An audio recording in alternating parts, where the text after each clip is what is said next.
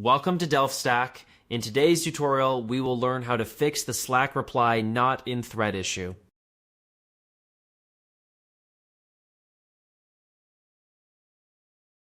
This issue usually happens when your message is being sent as a normal channel message instead of being attached to an existing thread. First, make sure you are using the reply in thread option inside Slack instead of sending a new message in the channel.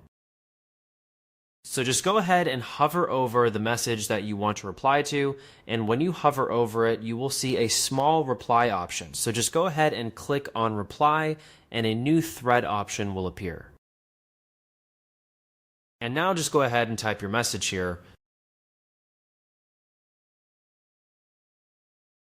And also, if you are using the Slack API or webhook, include the thread_ts parameter in your request. After that, ensure you are using the correct channel ID and the timestamp of the original message.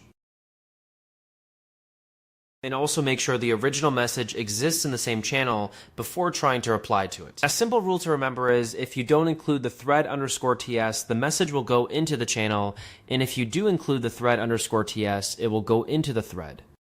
And in most cases, the issue is fixed once the correct thread timestamp is added or the proper reply option is used. And that's it. We just learned how to fix the Slack reply not in thread issue by using the thread reply option, adding thread_ts in API requests, and ensuring the correct message references. Thanks for watching, and don't forget to check out the next DelphStack tutorial video.